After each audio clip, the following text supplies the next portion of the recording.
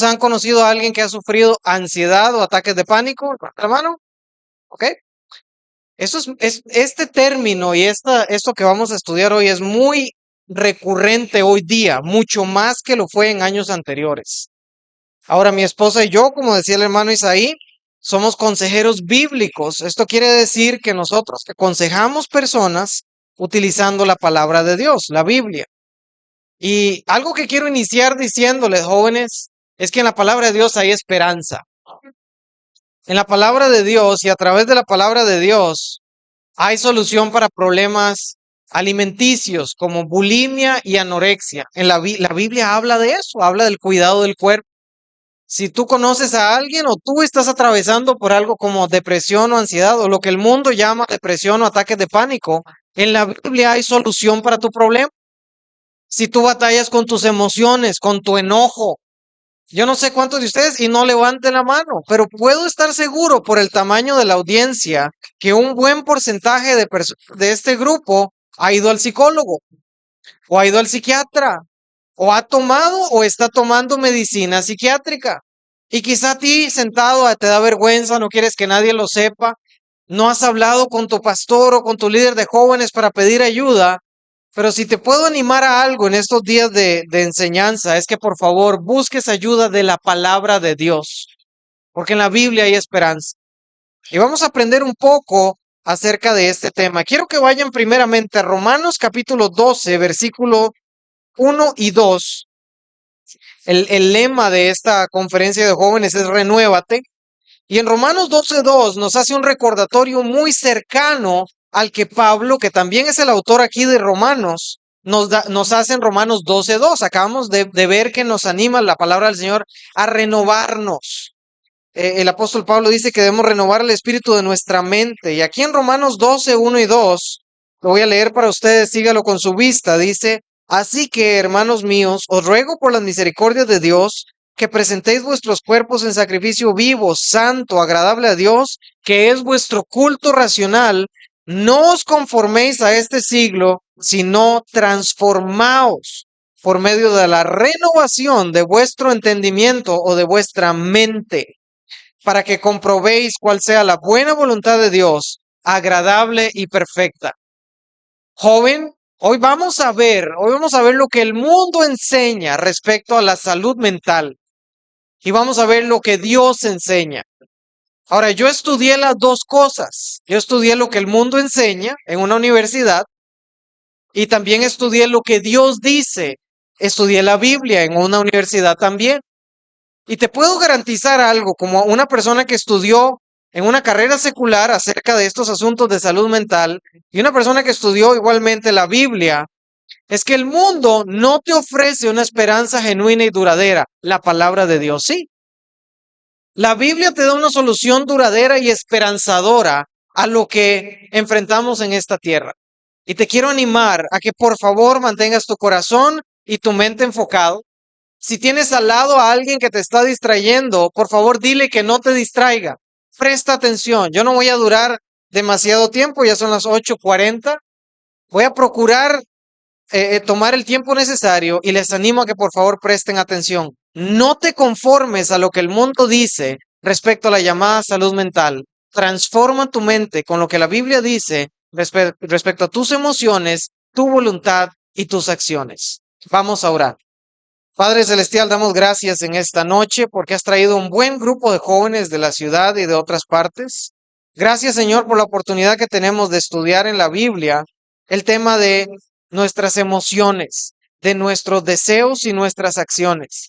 Y Señor, damos gracias porque no eres silencioso de este tema actual que tantos jóvenes están batallando y que tienen dudas y preguntas.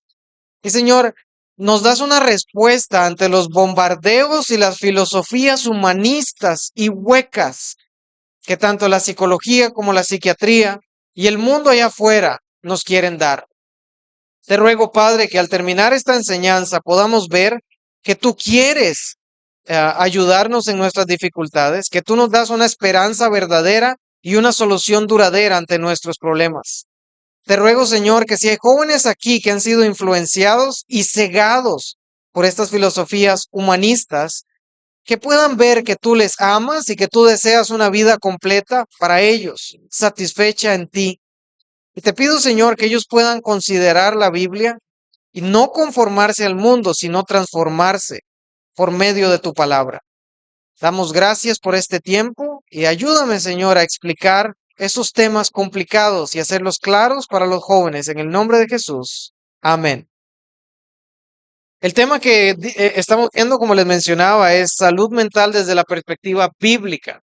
Y vamos a ver algunas definiciones de lo que el mundo dice que es la salud mental, la mente, el cerebro y lo que la Biblia enseña. Así que presten atención. Primero vamos a ver la definición de lo que es la mente y vamos a iniciar con la perspectiva bíblica.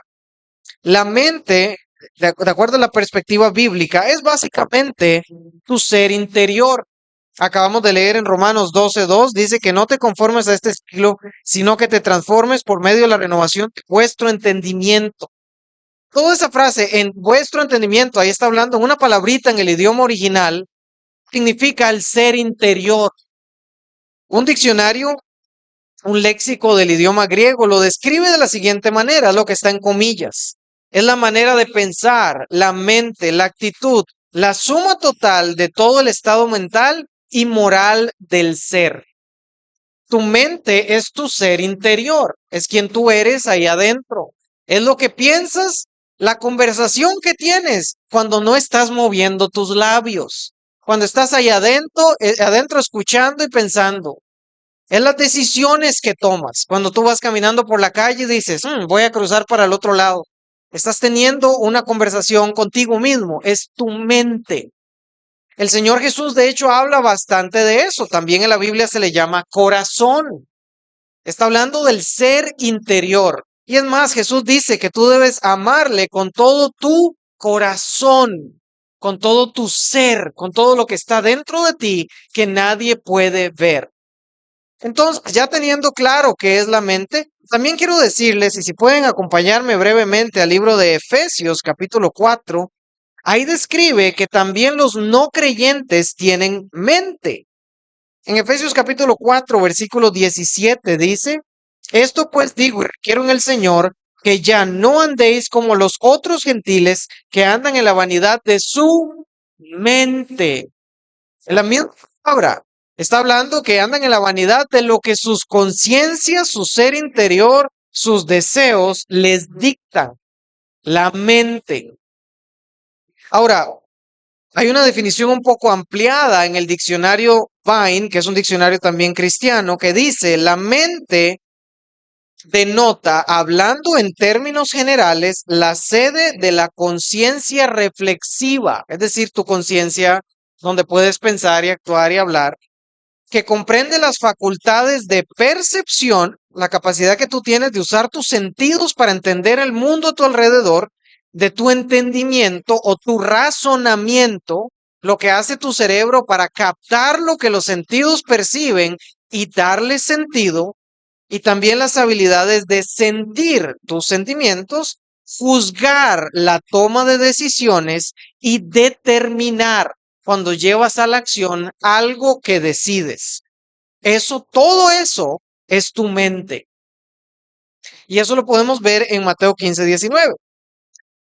Si usted está por ahí en un momento, déjeme leerlo. Aquí es el Señor Jesús hablando y en Mateo 15:19 Él dice, porque del corazón, de lo más profundo del ser interior, es donde salen los malos pensamientos, los homicidios, los adulterios, las fornicaciones, los hurtos, los falsos testimonios y las blasfemias.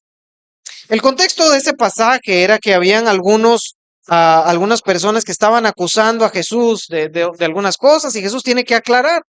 Y él dice, es de adentro, del ser interior, que salen las cosas malas. Cuando el hombre pecó en el jardín del Edén, absolutamente todo en el hombre, todas sus facultades, todas sus acciones, todas sus emociones, todo se vio afectado por el pecado. Entonces, no es de extrañarse que lo que estamos viendo aquí en Mateo 15, que del corazón es donde salen las cosas malas. Tú pecas porque tienes un corazón pecaminoso, una conciencia, una mente que ha sido afectada por el pecado.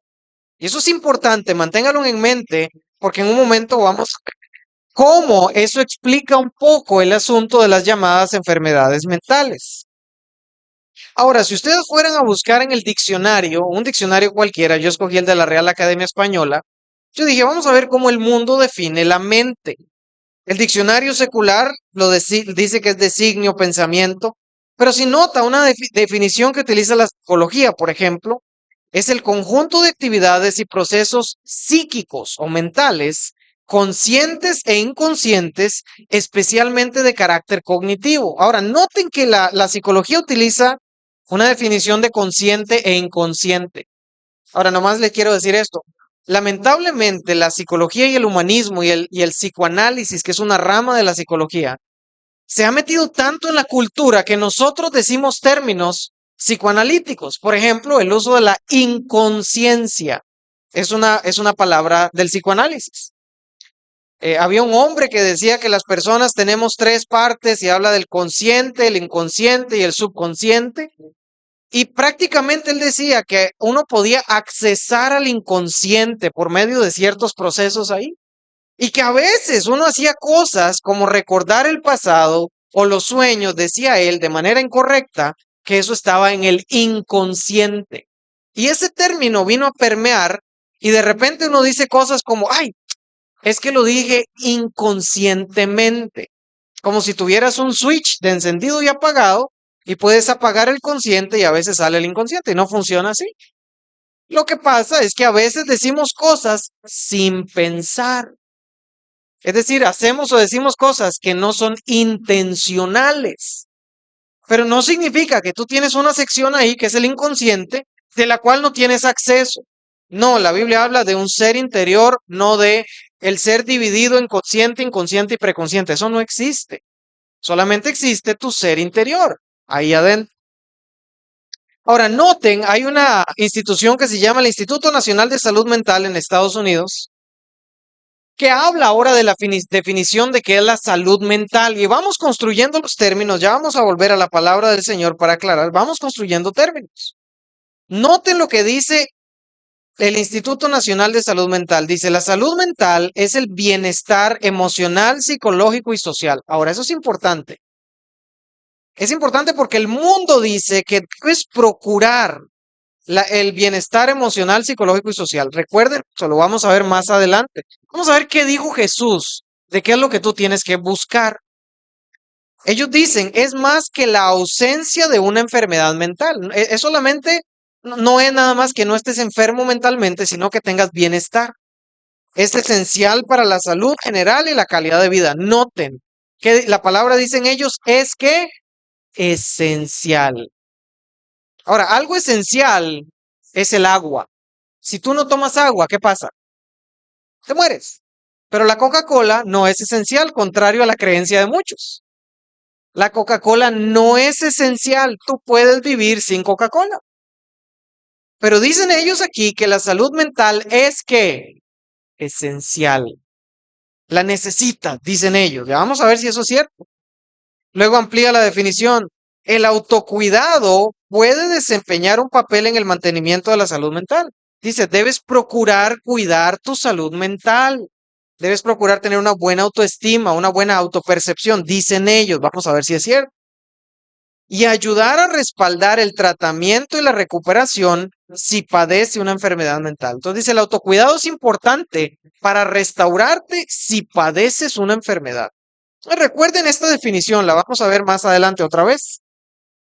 Pero aquí la palabra clave es que dicen ellos que la salud mental es esencial, definiéndose como bienestar emocional, psicológico y social. Dice esta organización que es esencial que tengas bienestar emocional, psicológico y social. Recuerden eso.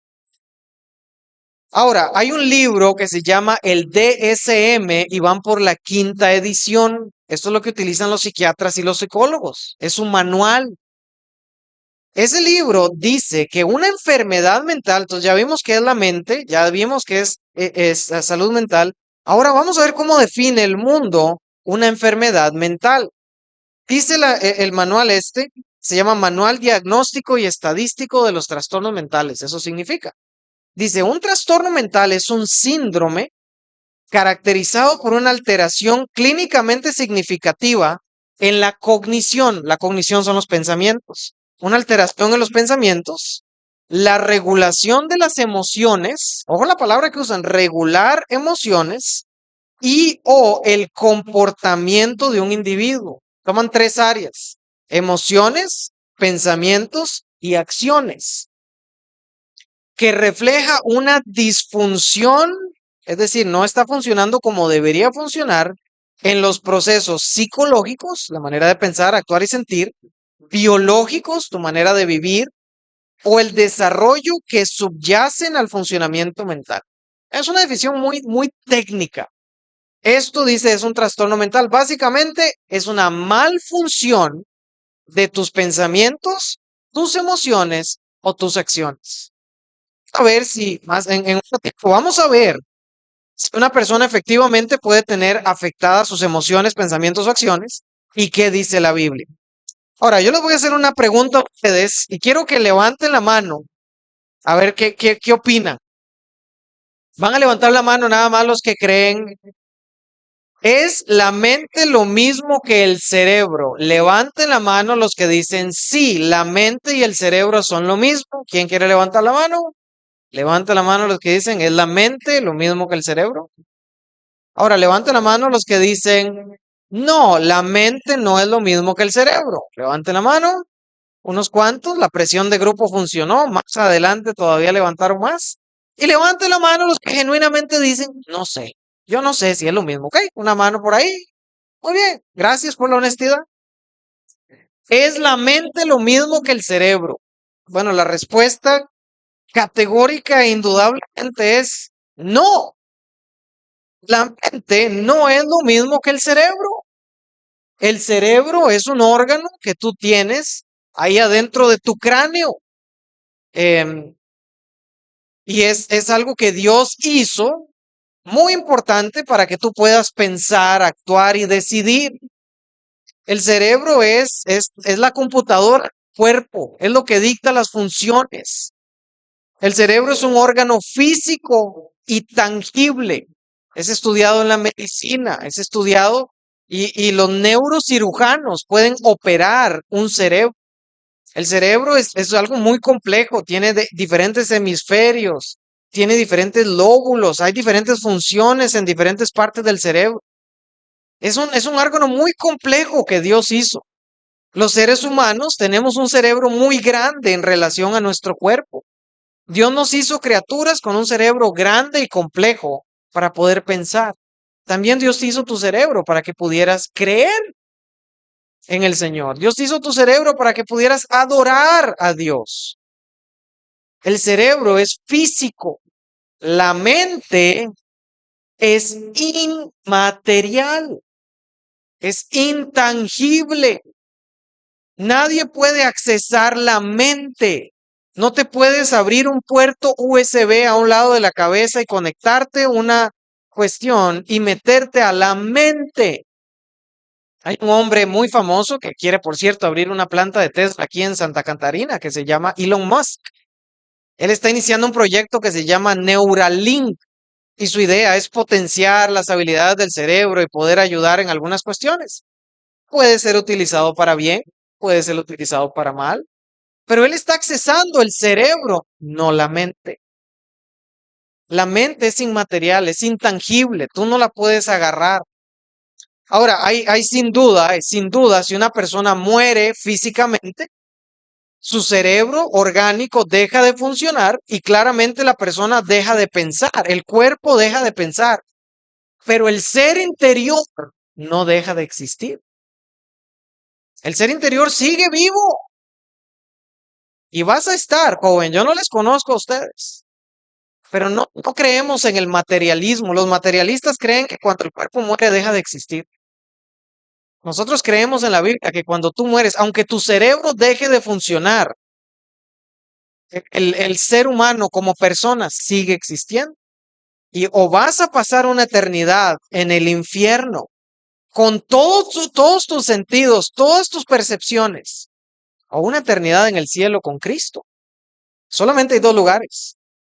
No te creas la mentira que dice la ciencia, son materialistas, que el ser humano es un conjunto de elementos, eres un montón de reacciones orgánicas y tu cerebro son un montón de neuronas y eres nada más un conjunto de neurotransmisores ahí en el cerebro. No es tu ser interior, la persona, nunca va a dejar de existir. Aunque tu cuerpo esté ahí y una persona muere, la Biblia nos dice ausentes del cuerpo, ¿y dónde vamos a estar? Presentes con el Señor. Y toda persona y toda rodilla va a doblarse delante de Dios un día.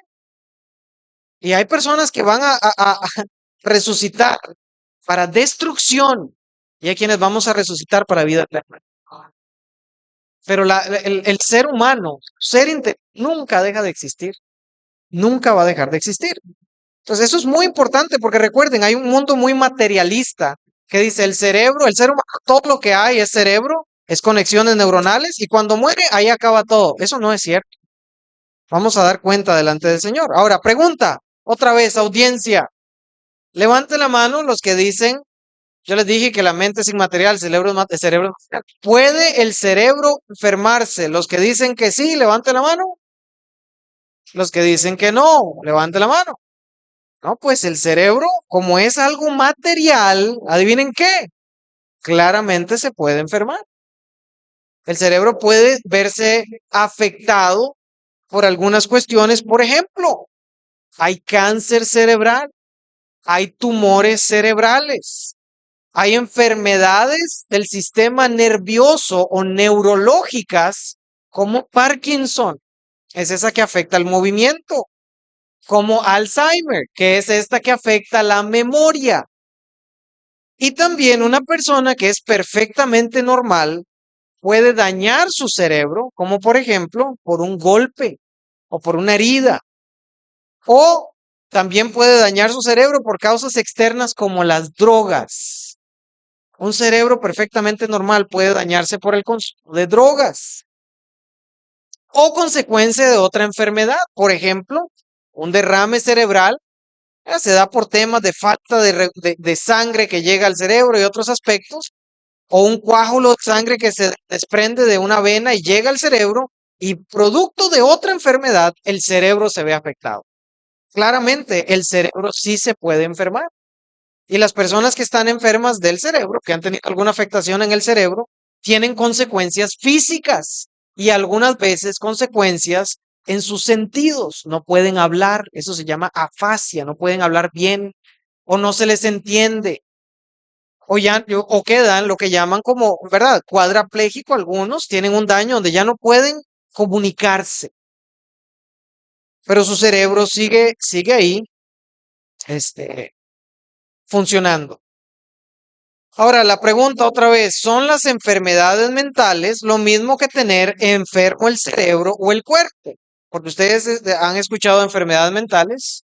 Entonces, estar enfermo del cerebro o estar enfermo del cuerpo es lo mismo que una enfermedad mental. Levantando la mano, quienes dicen sí, es lo mismo. ¿Ok? Quienes dicen no, es diferente. ¿Unos cuantos? Y quienes dicen no sé, usted vino aquí a enseñarme. Muy bien, unos cuantos. ¿Son las enfermedades mentales lo mismo que tener enfermo el cuerpo? Y la respuesta indudablemente es no. ¿Por qué? Porque acabamos de decir más atrás que la mente es algo inmaterial. Para que algo se enferme, tiene que ser algo ¿qué? Material, como el cerebro. ¿Verdad? Tú no te despiertas en la mañana y dices, estoy con un gran dolor porque me dio cáncer en el sueño, entonces voy a ponerme quimioterapia. ¿Verdad que no hacemos eso? Ni tú dices, voy a cerrar los ojos y voy a imaginar, y en mi imaginación me tropecé y me quebré el pie. Entonces vas al médico porque te quebraste tu pie imaginario. No hacemos eso, ¿verdad? Porque algo inmaterial no se puede enfermar. Entonces hay un problema con el asunto de la definición de enfermedad mental. O no es algo que existe, ¿O es algo que no se está explicando bien? Vamos a ver de qué se trata esto. Y como les decía, la respuesta es no, no es lo mismo. Una persona puede tener problemas emocionales, problemas de conducta o problemas en sus pensamientos, lo que la psicología o la psiquiatría dice enfermedad mental, recuerdan esa definición, era emociones, pensamientos y conductas. Puede tener problemas en esas áreas sin que haya nada médicamente mal en el cerebro. Es decir, el cerebro está perfectamente bien y la persona está demostrando problemas emocionales, problemas conductuales o problemas en sus pensamientos. ¿Cómo puede ser esto, hermano? ¿De dónde lo está sacando? Deme un ejemplo y le voy a creer. Con mucho gusto. Gracias por la pregunta. En Primera de Reyes 19:4 tenemos un ejemplo claro de este tema. Esta historia, si ustedes la conocen, es la historia de Elías, que acababa de hacer algo milagroso, acababa de ir y había degollado una serie de profetas, falsos profetas de Baal, pidió a Dios, Dios bajó fuego del cielo, consumió un holocausto, consumió el agua. Él había hecho una obra tremenda y una mujer lo amenazó, ¿verdad? Y se asustó y se fue. Y dice que él se fue por el desierto por un día de camino en Primera Reyes 19:4. Y vino y se sentó debajo de un enebro y deseando morirme, dijo, basta ya, oh Jehová, quítame la vida, pues no soy yo mejor que mis padres. Él acababa de haber hecho algo maravilloso y milagroso. Todo estaba bien con su cuerpo cuando él lo hizo, ¿cierto? ¿Qué fue lo que cambió entre el Elías que estaba degollando profetas y llamando por fe a Dios que bajara fuego del cielo y el Elías que estaba ahora con ideas suicidas? Me quiero morir. ¿Qué fue lo que pasó en medio? ¿Será que Elías se enfermó? ¿Será que su cerebro se enfermó? ¿Será que su cuerpo se enfermó? Lo único que vemos en el texto que pasa en medio es que él sufrió una amenaza y tuvo miedo. Y el miedo que él tuvo por esta amenaza lo llevó a ir a esconderse y a desear morirse. ¿Había algo malo en el cuerpo de Elías basado en el relato? La respuesta es no. ¿Había algo malo en la mente de Elías? La respuesta es no. Ahora, acompáñeme al Salmo capítulo 32. Por favor, ahí en el libro de los Salmos, capítulo 32. Y vamos a ver otro breve ejemplo. En Salmo 32 dice, bienaventurado aquel cuya transgresión ha sido perdonada y cubierto su pecado. Bienaventurado el hombre a quien Jehová no culpa de iniquidad y en cuyo espíritu no hay engaño. Mientras callé, noten la descripción de David. Mientras callé, se envejecieron mis huesos en mi gemir todo el día, porque de día y de noche se agravó sobre mí tu mano. Se volvió mi verdor en sequedades de verano. Algunos creen que este salmo está hablando del dolor que David había enfrentado después de su pecado con Betsabé, después de que Urías Eteo había muerto. Entonces, en ese intermedio, dice que él sintió que sus huesos se envejecieron, sintió que se secaba, sintió la mano de Dios agravada. Y vemos lo mismo, adelántese al Salmo 38 y vamos a ver una historia similar. Dice David en el versículo 3 del Salmo 38, nada hay sano en mi carne a causa de tu ira, ni hay paz en mis huesos a causa de mi pecado. Mis iniquidades se han agravado sobre mi cabeza, como carga pesada se han agravado sobre mí. Hieden y supuran mis llagas a causa de mi locura. Estoy encorvado, estoy humillado en gran manera, ando enlutado todo el día. Dice el 8, estoy debilitado y molido en gran manera. Gimo a causa de la conmoción de mi corazón. Nuevamente este salmo posiblemente es escrito luego del pecado que él cometió con Betsabé y luego de que Urías Eteo fue muerto. ¿Había algo malo físicamente en David o son descripciones metafóricas de un alma dolida por el pecado? Yo creo que es la segunda. David no tenía nada malo en su cuerpo, había hecho grandes proezas de guerra, había tenido familia y recién cometió un tremendo pecado delante de Dios. La Biblia describe el dolor de David, siendo él mismo, dice que es un salmo de David, describiendo el dolor emocional que sentía. No había nada mal en el cuerpo de David. ¿Por qué? Porque si ustedes siguen más adelante, por ejemplo, en el Salmo 51, él pide piedad delante de Dios y le dice a Dios en el versículo 10, crea en mí un corazón limpio y renueva un espíritu recto dentro de mí. Le ruega en el 12, vuélveme el gozo de tu salvación y tu espíritu me sustente. Y podemos ver en adelante más salmos de David regocijándose por el Señor y la fortaleza que le dio. Entonces podemos ver que hay personas que se están quejando, podríamos decir que David estaba deprimido, el mundo le llamaría depresión, no se quería levantar, no quería comer, se sentía que sus fuerzas se le iban. Todas esas características al mundo de hoy le llamaría depresión. Entonces no es lo mismo una enfermedad física que el dolor emocional, las acciones de conducta o los pensamientos que una persona experimenta, producto de lo que estamos viendo ahorita. Ahora, pregunta para ustedes otra vez. Esta está más profunda.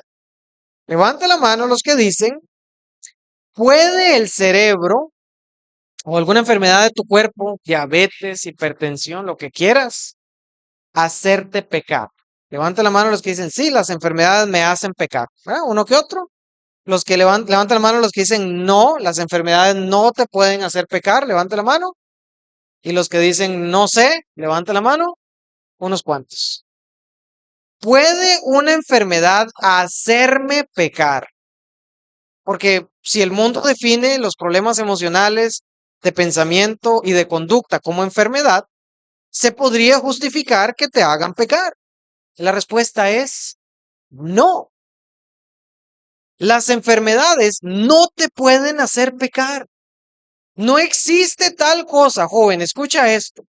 No existe tal cosa como que te dé cáncer y que digas, bueno, Dios, me da este cáncer, ahora sí, ya no puedo controlar mis palabras y eres maldiciente y tosco con la gente porque tienes cáncer. No existe tal cosa. No hay una enfermedad, no, me dio malaria, ahora sí, con malaria puedo ir a golpear a las personas y robarles porque tengo malaria.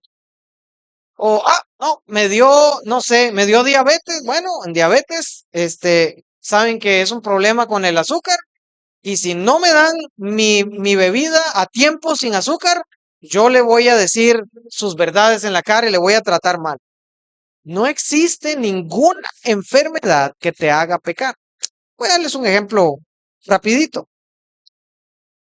Bueno, y ya les voy a hablar de esta recomendación. Ahora, los problemas físicos no te pueden hacer pecar, aunque sí te pueden afectar o influenciar. ¿A qué me refiero con esto? Si tú eres una persona que está batallando con cáncer en etapa terminal y estás siempre con dolor, es más fácil que en tu carne estés irritado y tal vez hiriente, pero no significa que eso esté bien. ¿Sí me doy a entender? Puede ser que una persona esté enfrentando una enfermedad física que le afecta y se le dificulta más ser una persona amable, amorosa y paciente, pero eso no justifica que peques. Dice el punto A, los problemas físicos, qué es lo que hacen los problemas físicos? Revelan lo que ya está en el corazón del hombre. Santiago capítulo 1, versículo 14, si quieren acompañarme rápidamente ahí. Está casi al final de la Biblia y nos dice Santiago capítulo 1, 14. Cada uno es tentado cuando de su propia concupiscencia es atraído y seducido. No eres tentado cuando de su enfermedad es exhibido. No. Tú pecas, eres tentado y cedes a la tentación Cuando de tus propios deseos pecaminosos que están en lo profundo de tu ser, te dan deseos de pecar. Ahora, déjenme darles un ejemplo muy práctico. ¿Han conocido personas levantando la mano que cuando tienen hambre se ponen bien difíciles y bien pesados? ¿Sí han conocido gente así? ¿Ok? Los que levantaron la mano son así o bájenla. No, bájenla. Muy bien. Pero hay personas que de veras, cuando se enojan, ay, ay, ay, se ponen bien difíciles, bien. Ahora yo les hago una pregunta. ¿Que estés hambriento te da licencia de maltratar a los demás? ¿No? ¿Que tengas hambre te da derecho de ser impaciente y duro con las otras personas? ¿No? ¿Que hayas dormido pocas horas justifica que seas cruel con las otras personas? No, nada de eso lo justifica. Pero como hemos visto, una persona, por ejemplo, es muy clásico este asunto. Hay una enfermedad, jóvenes, hay una glándula que uno tiene más o menos aquí detrás en la garganta que se llama la tiroides. Es una glándula muy importante. Y hay personas que esa glándula se les desregula y les da hipotiroidismo o hipertiroidismo. Y esa glándula produce muchos problemas. Bajo de peso, gana peso. Pero una característica que tiene la tiroides es que es sabido que afecta las emociones. Y las personas que batallan con tiroides, muchas de ellas tienden a ser muy irritables o muy depresivas. Y la tienen más difícil para vivir lo que Filipenses nos enseña de estar siempre gozosos, pero no lo justifica. Es más difícil y hay que orar si tienes un familiar que batalla con la tiroides. Tú muestra paciencia del amor de Cristo y ayúdales. Pero si conoces tú o tú batallas con la tiroides, eso no te da una licencia para que seas irritable y maltrates a las personas. Se te dificulta más y que Dios te dé gracia y ayuda, pero no es una excusa para pecar. Recuerda, los problemas físicos no hacen a alguien pecar. Mateo 15:19 dice que es del corazón que salen los malos pensamientos. Pues, ¿qué es el problema? Cuando tu corazón pecaminoso ya es impaciente y de repente no te traen la comida a tiempo y tienes hambre. Una circunstancia, ¿qué fue lo que hizo? Fue como ponerle una, una, una lupa que amplificó tu problema. Pero el hambre no te hizo pecar, el hambre sacó el problema que ya estaba en tu corazón, que eres impaciente. Una enfermedad no te hace malo e irritable, al hablado y mezquino. Una enfermedad revela que eso estaba en tu corazón. Una enfermedad no hace que peques, revela muchas veces lo que está en tu corazón. Ahora, continuando aquí, los problemas físicos ahora no tienen que impedir que una persona pueda confiar en Cristo. Fíjate lo que dice 2 Corintios capítulo 4, versículo 16. Es un precioso pasaje del apóstol Pablo contándonos un recuento de algunas cuestiones que él vivió. En 2 Corintios 4:16 dice, por tanto, y si se ven más atrás dice, perdón, el versículo 8, noten, estamos atribulados, mas no angustiados, en apuros, mas no desesperados, perseguidos, mas no desamparados, derribados, mas no destruidos. Dice el versículo 16, por tanto, no desmayamos, aunque nuestro hombre exterior se va desgastando, el interior, no obstante, se renueva de día en día. Tus problemas físicos, tu desgaste, tu enfermedad, no te debe privar de seguir al Señor. No te debe privar de crecer en el Señor. Conozco personas ciegas que tienen una limitación física muy difícil, que han aprendido a leer la Biblia utilizando braille. Entonces no es excusa que tenemos ojos buenos y sanos. Digamos, no, yo no puedo leer la Biblia, es que se me secan mucho los ojos. Pero viendo series de Netflix es un milagro. Los ojos bien hidrataditos. Los problemas físicos no te tienen que impedir. Aquí el apóstol Pablo nos decía, atribulados, perseguidos, derribados, pero no destruidos. Ahora, ¿qué sí vemos? Que tu vida espiritual puede afectar tu físico. Acabamos de leer en el Salmo 38, ¿recuerdan? El pecado de David lo llevó a sentirse enfermo. Jóvenes, mucha de la gastritis, colitis y todas las itis son por pecado. El pecado de la preocupación. ¿Sabías que preocuparse es pecado? La palabra del Señor nos dice, por nada estéis que afanosos. Tradúcelo al lenguaje actual, por nada te estreses, por nada te preocupes. Y el Señor Jesús dijo en Mateo capítulo 5, por el día de mañana no te afanéis, por lo que vas a vestir no te afanes. Yo he visto a las lirios del campo, yo alimento las aves de los cielos. ¿Cómo no voy a cuidar de ustedes? Colitis, gastritis, hay personas que se comen las uñas, hay personas que se arrancan, ¿verdad? Se hacen daño a su piel rascándose. Ansiedad, afán. Es un asunto espiritual que afecta a lo físico.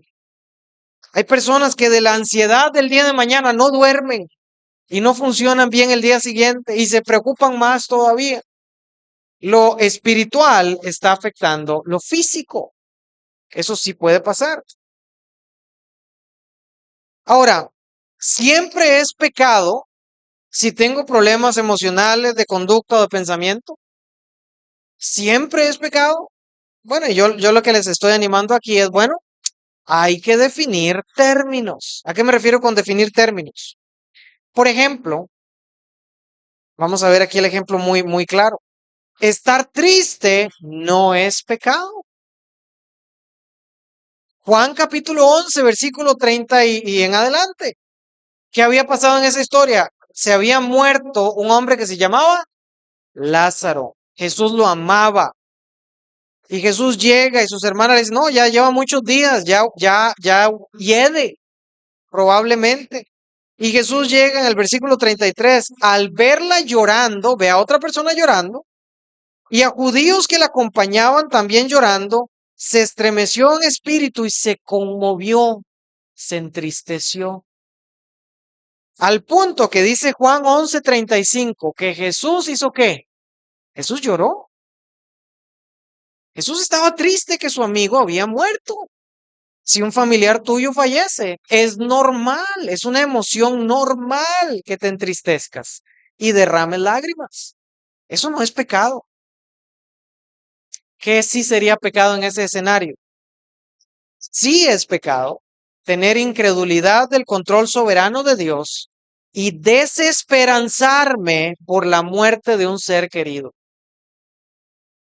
Porque el cristiano nunca está sin esperanza. Y si tu familiar fallece y era salvo, tienes la esperanza que lo vas a ver en la gloria. Y si tienes un familiar que falleció y no era salvo, te dueles de que este familiar a quien amabas, pues ya no está aquí. Solo nos queda la esperanza que en su último respiro de vida haya clamado a Dios. Pero tú no puedes hacer nada preocupándote, deprimiéndote, porque ya no está. ¿Por qué me lo quitaste, Dios? Dios es soberano, Él sabe por qué permitió que esta persona muriera. Dios, ¿cómo puede ser? ¿Qué pasó? Mi vida se acaba. No, tu vida no se acaba. Si está en Cristo, eres una persona nueva y tienes un propósito. Tu vida no se acaba cuando un familiar fallece. Es pecado la incredulidad que te lleva a desesperanzarte. El mundo a esto le llama depresión. Perder la esperanza. Porque en Cristo nunca pierde la esperanza. Entonces, habría que definir términos. Habría que ver si una persona dice, estoy deprimida y lo que realmente está diciendo es que estoy triste porque murió mi ser querido. La tristeza no es pecado. La desesperanza por incredulidad sí lo es. Y aún para eso, hermanos, hay esperanza. ¿Qué debes de hacer? Decirle, Señor, me duele, no entiendo lo que pasó, lo extraño, pero sé que tú tienes un propósito y confío en ti. Afianza mi corazón, ayuda a que mi afecto, mi voluntad y mis deseos estén en ti. Ayúdame a amarte más de lo que amaba a este familiar que extraño, porque así tiene que ser. Debes amar a Dios más que cualquier persona. Entonces, ya vimos, ¿verdad?, qué es mente, qué no es mente, qué es salud mental. Entonces, ¿qué hay del tema de salud mental?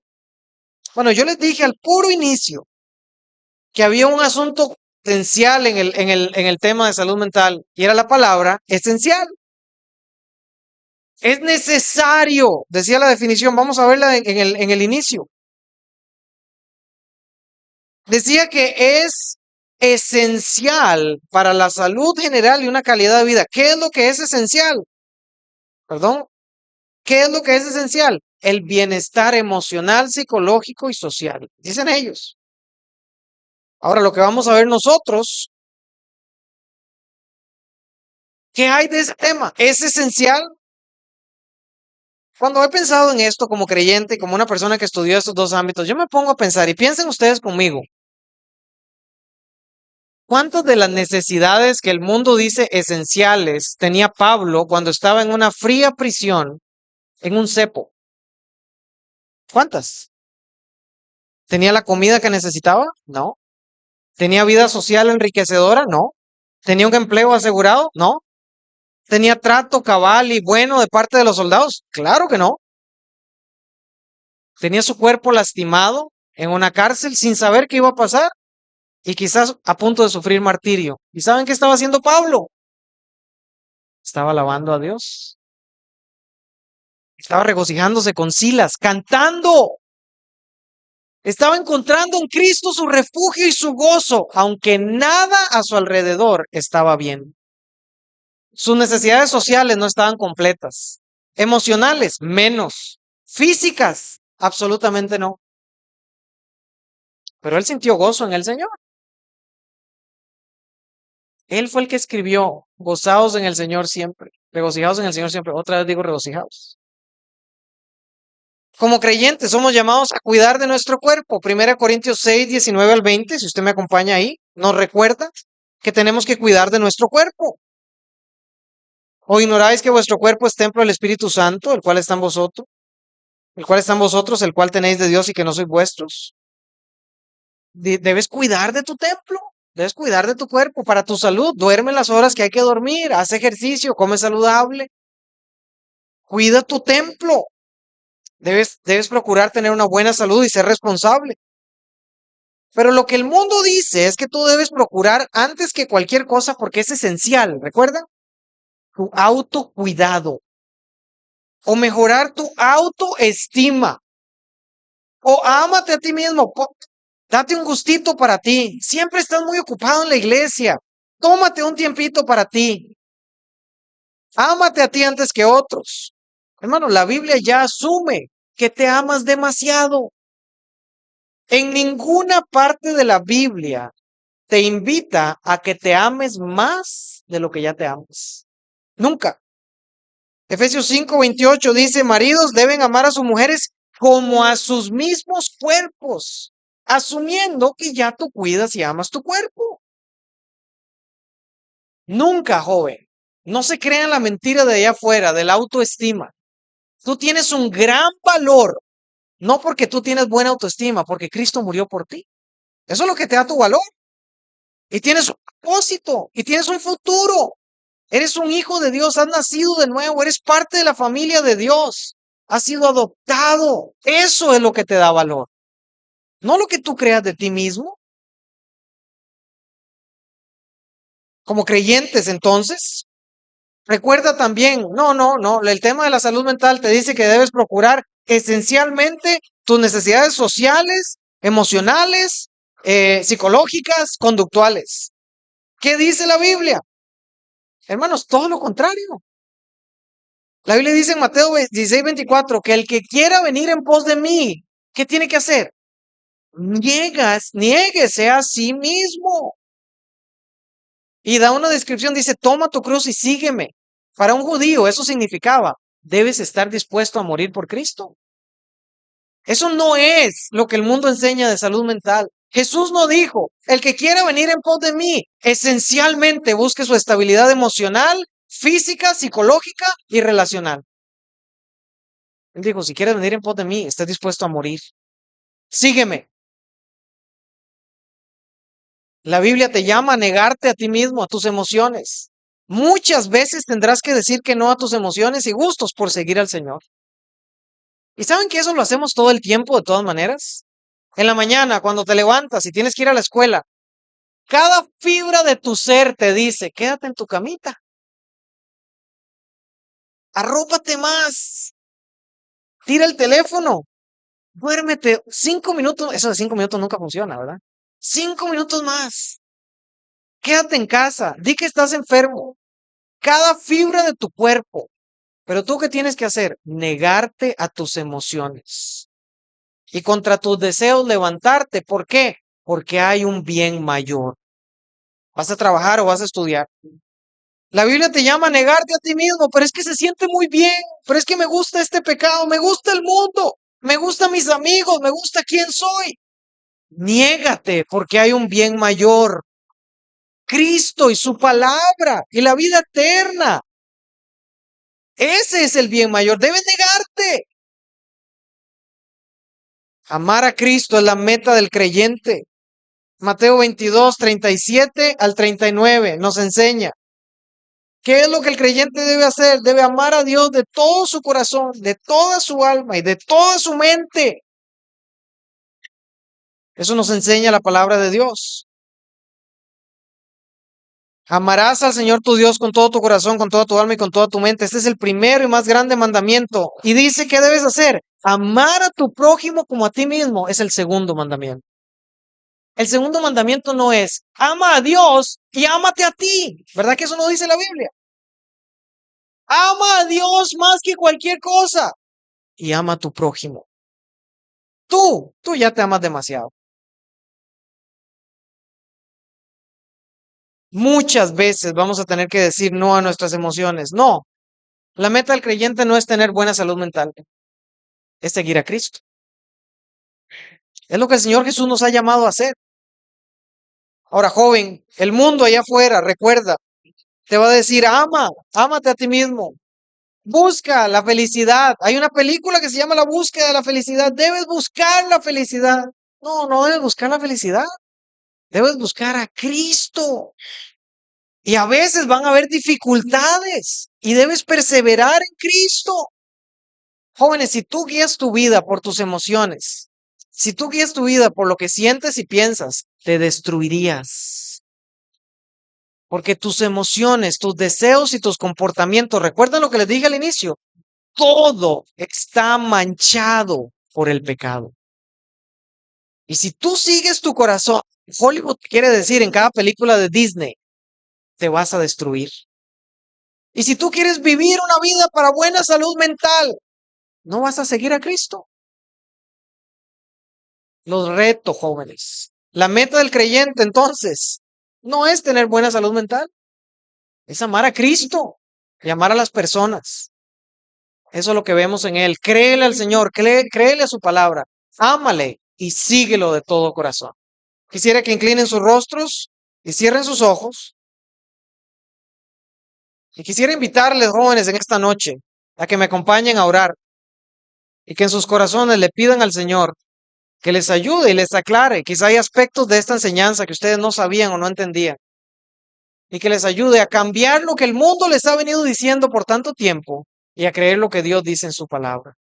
Padre Celestial, damos gracias en esta noche porque en Cristo y en tu palabra podemos ver una guía y dirección para cada aspecto de la vida. Gracias, Señor, porque nos enseñas cómo podemos vivir una vida que te agrade, cómo podemos amarte, cómo podemos seguirte, y que nuestra mente y corazón, aún manchada por el pecado, pero siendo nacidos de nuevo, podemos seguirte, podemos amarte y podemos buscarte. Ayúdanos, Señor, a no creer las mentiras que el mundo nos dice respecto a buscar la felicidad, la salud mental, sino a buscarte a ti, Señor, a amarte a ti de todo corazón, a no seguir lo que el mundo nos insta a buscar, sino a buscarte a ti primeramente.